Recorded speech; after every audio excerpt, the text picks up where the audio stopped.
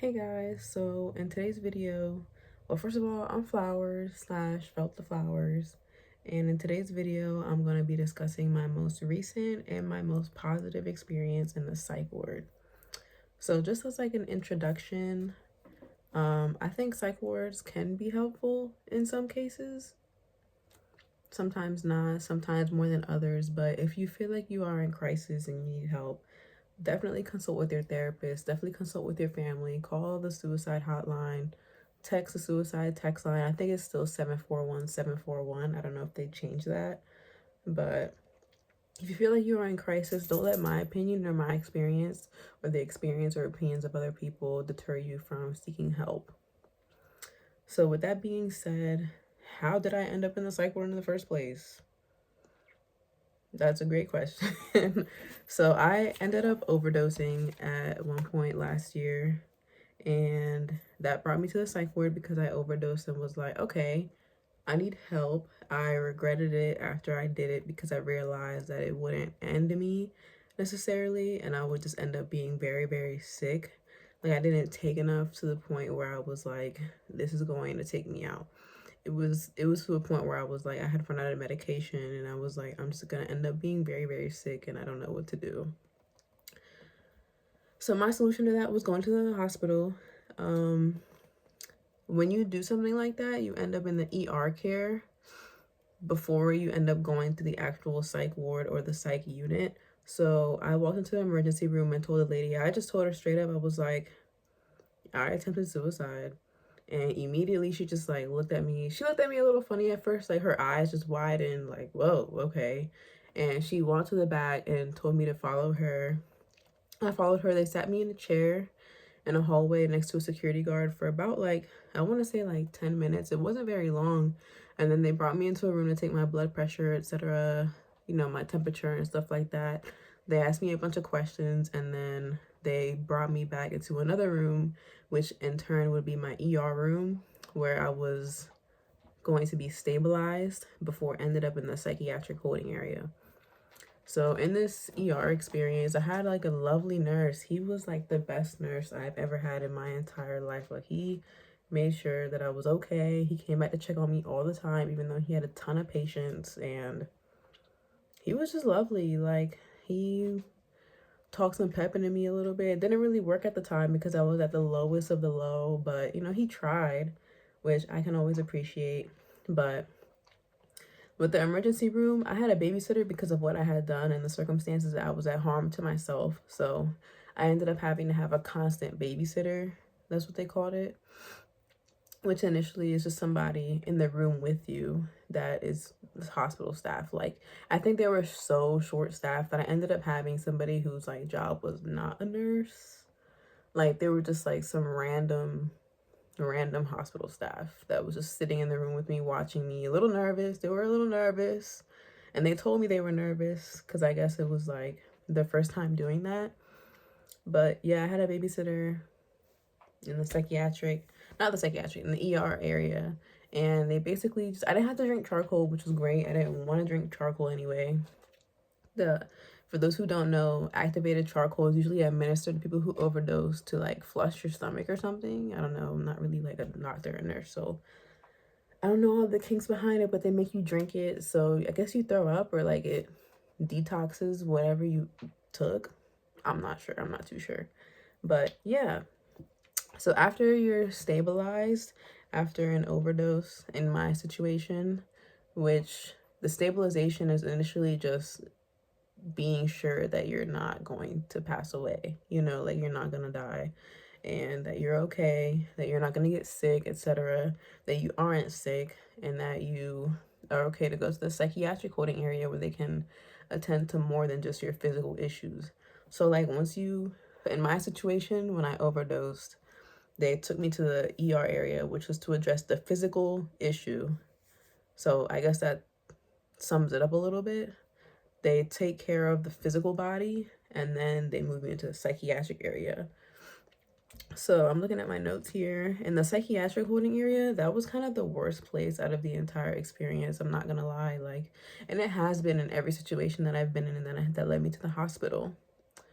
The psychiatric holding area is initially like, it's like this, I don't even know what to call it. It's like this big, it's a center area, like right here. This is a center area where there's like, it's like a circle.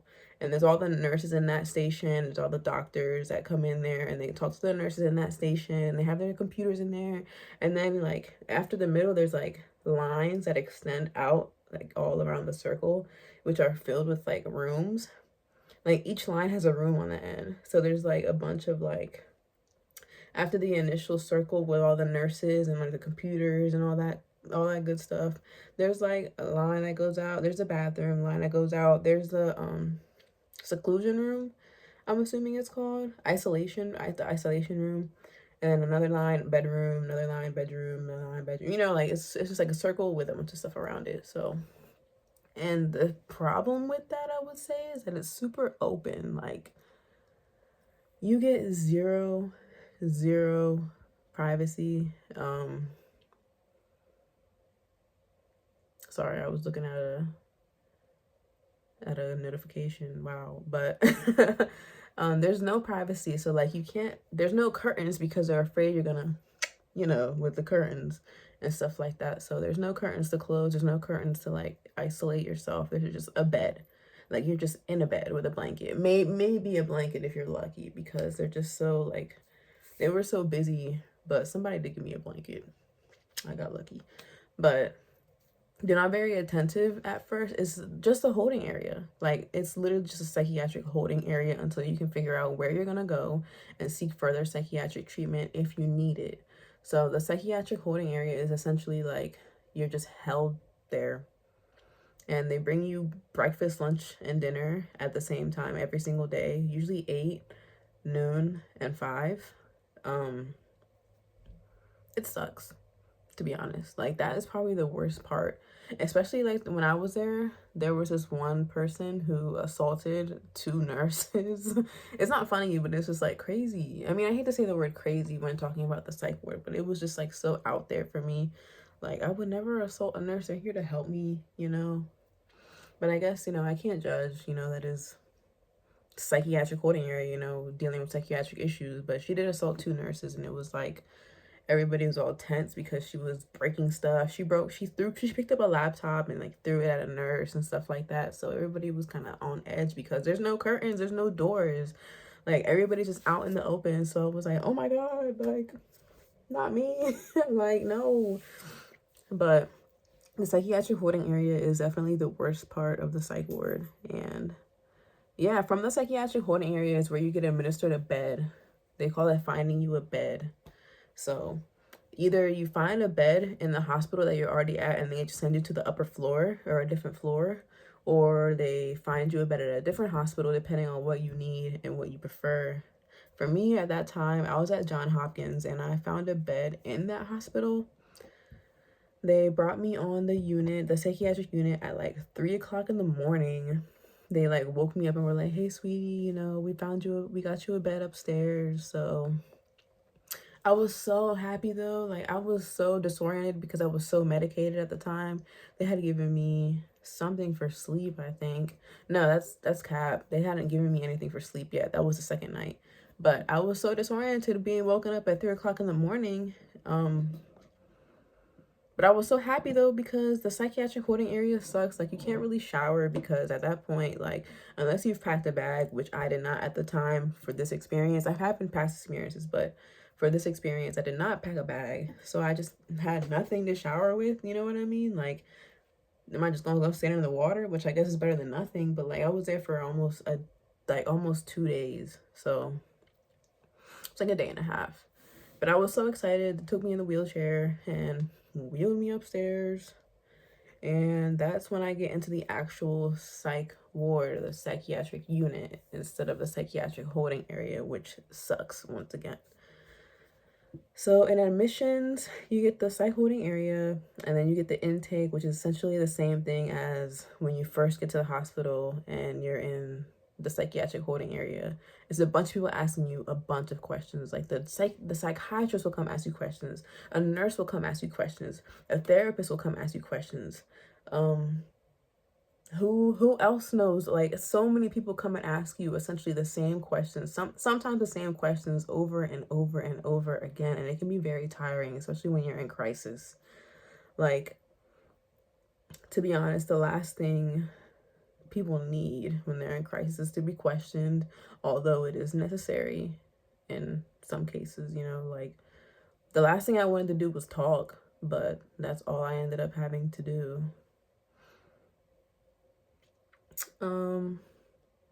So after that, you got the daily routine. They wake you up at 5 a.m. every single day in the psychiatric unit, which is the psych ward, not the psychiatric holding area. Now I'm in the hospital, the actual psychiatric hospital. They wake you up at 5 a.m. every day, at least the one I went to do vitals, which that also, at first it sucked.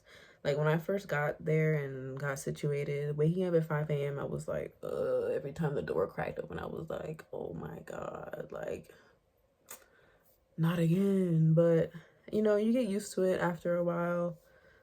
It ended up being a healthy habit for me, waking up at 5 o'clock in the morning. That stuck with me even after I got discharged. So it ended up being something pretty neat, you know what I mean? Breakfast is at 8 o'clock. So you would wake up for vitals at 5, and then you'd have, you know, the option to go back to sleep if you can. If you can fall back asleep, you can fall back asleep until 8. And then arts therapy was at 9:30, I think, or like 9:45, something like that. The psychiatric ward that I went to, there were phones allowed, so I was able to have my phone. You couldn't have the long chargers, so you had to have a charger that was like half this length. So my charger was like this long. I had to order them on Amazon, and until my Amazon package came, they have like a charging closet, which have scheduled times you can unlock and get your devices. So they would have charging times from like first thing in the morning at like 9, at noon, and around dinner time. No, it was like closer to bedtime around like 6. So you could go plug it in for one period of the day and then unplug it with the long charger, since we can't have those out in the ward. You take all the strings out of your hoodies and stuff like that, and the bands out of your sweatpants, which sucks for me because all my pants are like too big, or they were too big. Yeah, phones allowed made a huge difference. I feel like that cut a lot of the boredom out and a lot of the lack of communication that you get when you're in the psychiatric ward. I feel like that helped me a lot with staying, or like feeling like a real person, kind of, because sometimes when you're in that situation, you're in the hospital for so long, it can feel like you're not a real person anymore. You're not like a functioning member of society. But being able to use your phone and like communicate with other people, it definitely helps you stay a little grounded, I would say, or feel a little bit more normal. In my experience, everyone treated each other fairly well, and there was like a general distaste for patients who gave a hard time to nurses and staff, you know what I mean? Like, there was this one patient, I laughed because like the stuff she was doing was just out there, and it was always directed towards the staff, you know what I mean? Like, it was just like she had a problem with all the staff, which I can understand. At the end of the day, you know, we are in the psychiatric hospital, so it's like, this is where that kind of stuff is supposed to happen, or like meant to happen. Not meant to happen, but like it's expected. But everyone, there's like this unity kind of for a distaste in people who give a hard time to nurses and staff, just because they're all lovely. Like, in my experience, and the one experience, my most recent experience, they were all lovely. So it sucked. And I had a babysitter for a week because of my conditions and because of what I was going through. So I couldn't be alone at all. That sucked really, really bad. And I didn't realize how bad it sucked until it came time to like shower, use the bathroom, take my medication, change into my pajamas. Like, I couldn't be alone at all. Like, they wouldn't allow me to be alone under any circumstance because of my attempt, which is the grounds for me getting in the hospital. They wouldn't allow me to be alone at all. And I was like, I think it was a week and a day once I was off. What is it called? It's not a babysitter.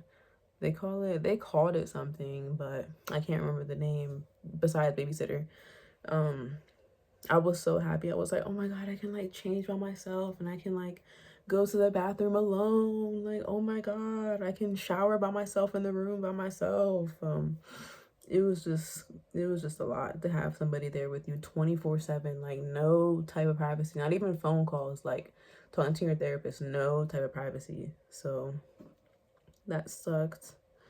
Kind of. I mean, I guess it was necessary, but it still kind of sucked. The good things about the psych ward, I would say, are the social worker, the occupational therapist, and the discharge plan. But the discharge plan kind of has a little bit of like good and bad, in my opinion. But I'll get into that later. The social worker was lovely. They initially help you with like real world things like dealing with your housing, dealing with your bills, dealing with your car, being part of the hospital for X amount of weeks. You know what I mean? Like they help you with the real life stuff. And so does the occupational therapist. She was also very lovely. Develop she helped me develop some like skills I could use once I was discharged to kind of manage myself and know when I was coming to that place again so I wouldn't reach that point. I mean, it doesn't always work, but it's good to have a plan. It doesn't hurt to have a plan when you're in crisis or have experienced crisis. So, and the discharge plan was cool, but I guess that's kind of more the social worker and the occupational therapist that mentally prepared me for discharge, because the discharge plans kind of feel loose unless you have like a partial hospitalization program referral, which I did not, because I did not want to do it. I did not want to go to PHP. So the loose discharge plans kind of sucked. Like, I feel like getting lost and feeling lost after discharge is a common theme, but I should probably talk more about like the daily routines, you know what I mean, before I get into the discharge. There was karaoke. There were some good moments, I think, in my psychiatric experience, my most recent one, because I've had several, to be honest. You can get PRNs as needed, which is like medication you can get for anxiety or sleep if you need it. You just go to the nurse's station and you just ask, like, hey, can I get a PRN? And they'll meet you with your nurse. No doors can close. I'm just reading my notes, like things I could mention. Like, the doors never fully close. Like, they don't latch. Like, the little latch is missing. It's like a super mini. So you hear like a little click, but they still swing back open if you like walk past it or something. And some nurses check rooms more often than others. Like, they'll just come in randomly and like, hey, how are you? You need anything? And like look through your stuff real quick. They're like, okay. Like, I never really appreciated that, but I get why they do it.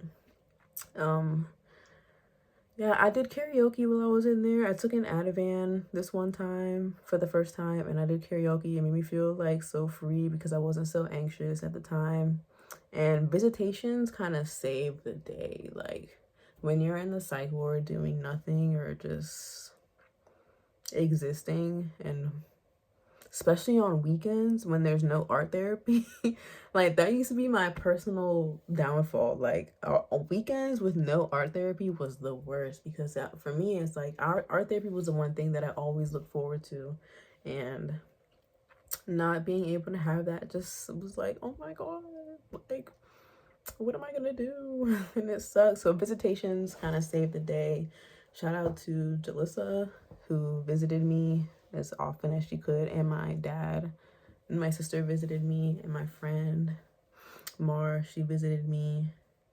Like, that was I mean, I don't want to say it's life-changing, but it kind of is at the moment when you're in that situation, because you're just sitting there, and having visitors like a big thing, you know what I mean? Like, people in the like, oh, I got visitors coming today, you know what I mean? Like, yeah, I got visitors, like I got visitors coming. Do you know what I mean? Like, I mean, it's not really like that, but it kind of is at the same time. Like, I got visitors coming today. What about you? You know, like, having somebody come and be there with you and for you is just so like comforting, especially when it's visitation time and nothing else time. You know, like when it's just free time and everybody's just with their visitors in the hospital and you're by yourself or like in your room, because the visitors are everywhere. So it really changes everything when you have somebody to come visit you and talk to you and be with you when you're in that situation. Rounds with doctors every day and every morning, they were also kind of something to look forward to, because they're the ones who gauge your progress for discharge and medication, adjust your medications, and etc. Like, they kind of form your treatment plan while you're in the hospital. So seeing them is really, really important. And when you're getting ready for discharge, rounds can be so frustrating because the psychiatrists are usually very reluctant to discharge you when you're ready to be discharged. You know what I mean? Like if you wake up one day, you're like, okay, I feel a little better. Like I think I'm ready to go home. You can't. Like you can't. Like if you feel slowly like you're getting better and you just wake up one day and you're like, okay, I'm ready. You know, I feel like I can go home. I want to go see my cat. I want to be able to hang out with my friends and such. No, you cannot. You cannot until the board of doctors and psychiatrists decide that you are ready to be on your own, which can be frustrating. There was no like throwing away metal cans. Like I remember my friend came to visit and she had a metal can and she threw it away and the nurse was like, "Oh no, please don't do that. You know, it can be a harm for somebody." Which was new to me. Yeah, I was extremely depressed going in there. Sometimes you can regret going to the psych ward in my experience. Like, it's just a lot and it takes a toll on your personal life because you're kind of on pause for an extended amount of time depending on how long you're in there. For me, I was in there for a while, so it felt like a pause on everything and a pause that I almost couldn't handle. You know, like I still have bills to pay. How can I be in the psych ward for like a month and I have rent to pay? You know what I mean? Like, how can I be in the psych ward and my power bill is still going to be due at the end of the month? But your social worker and your occupational therapist help you with stuff like that, and your family can help you with stuff like that if available. But in my situation at the time, it was just me and I was very independent. So I was like working most of that out with my social worker because I didn't know what to do. But yeah, weekends suck. I wrote that menus and meals, you can decide what you want to eat. They give you like a menu and you like check off what you want to eat for the days. But they give you like 10 menus at a time. So you decide what you eat for like 10 days at a time. You know what I mean? Like you go through the menus and you decide. So that's pretty cool. You can decide what you want to eat. There's a lot of options. Like there were a lot of options when I was in that hospital. So the only thing that kind of sucks about it is like you decide what you want to eat for like a week, one day. So if you change your mind or have something you don't like and you decided for that meal for 3 days, you're kind of stuck unless you like beg the nurses for something else. I don't know. But that never happened to me. I just always ate French toast. It was banger. It was so good. That psych ward French toast was so good.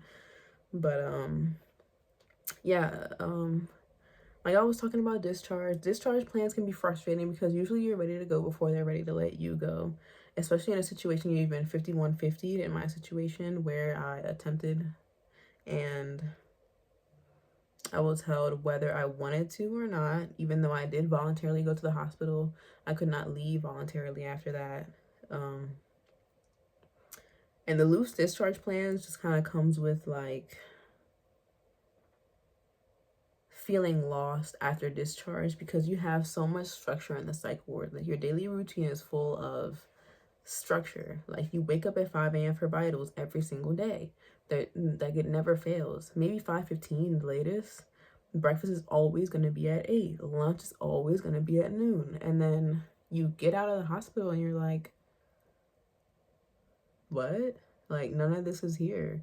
Like none of this structure that I was following for so long is here anymore. I have to feed myself. Like I think the most depressing part of getting out of the psych ward is realizing like my cat is like licking himself. I was like, yo.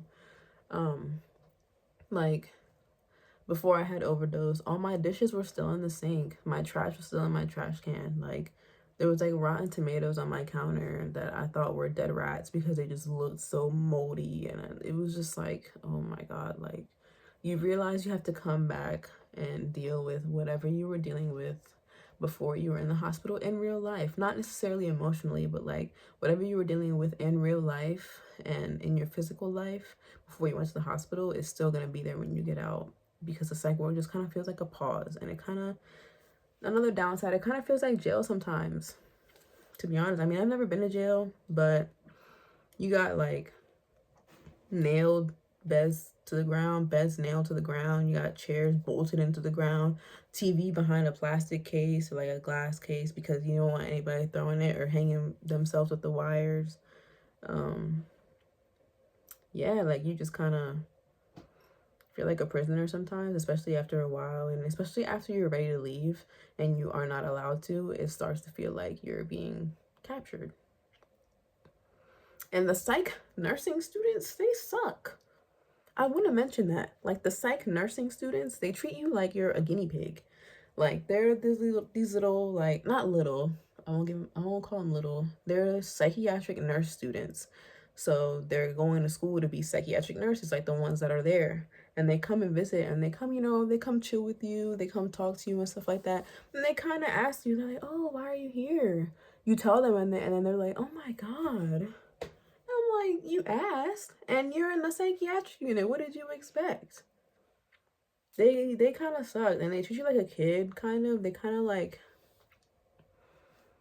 what's the word for emasculating, but like in general. You know what I mean? Like they kind of just kind of like downplay you a little bit. I don't know, maybe because they don't fully understand and they're not used to being on a psychiatric unit, which is why they're there, which I understand, but they just suck because they would ask you all these questions and just walk away and then you'll never see them again, or they'll come back for like a week and they just know. I don't know, like they were just weird and they treated me like a guinea pig. I didn't appreciate that. But yeah, overall, I found my experience to be very helpful, at least in this situation, because I had a positive experience for one of the first times. This was the second time I had a positive experience, which was not very often, unfortunately, with times that I've been in the hospital. It usually sucked overall. But for this time, my most recent visit, I was rehabilitated, I would say, and it was necessary. So, yeah, I mean, I would recommend the hospital that I went to almost anybody who's in crisis, but I will say that the beds are not readily available all the time. And don't let my opinion or my view or my experience or the opinions and experience of anybody else stop you or anybody else from getting help, because at the end of the day, every hospital is different, every staff is different. You switch nurses every day. Like there's just so much that goes into your psychiatric experience, that, and like using litter box, wow, rude, but there's just so much that goes into your experience, and it can be life-saving at the end of the day. Whether or not you feel like your experience may be positive, it can be life-saving at the end of the day, depending on what your situation is. So yeah, I will also insert random pictures of me in the psych ward because I had my phone, and like of things I did. I'll insert little like photos or whatever, I don't know, whatever I can do in iMovie. But yeah, thank you so much for watching, and I hope you enjoyed my best experience in the psych ward, because I enjoyed telling it to you. Thank you so much, and I hope you like, subscribe, and comment. I always forget to say this at the end of my videos, but I hope you like, comment, and subscribe, and let me know what else you want me to talk about.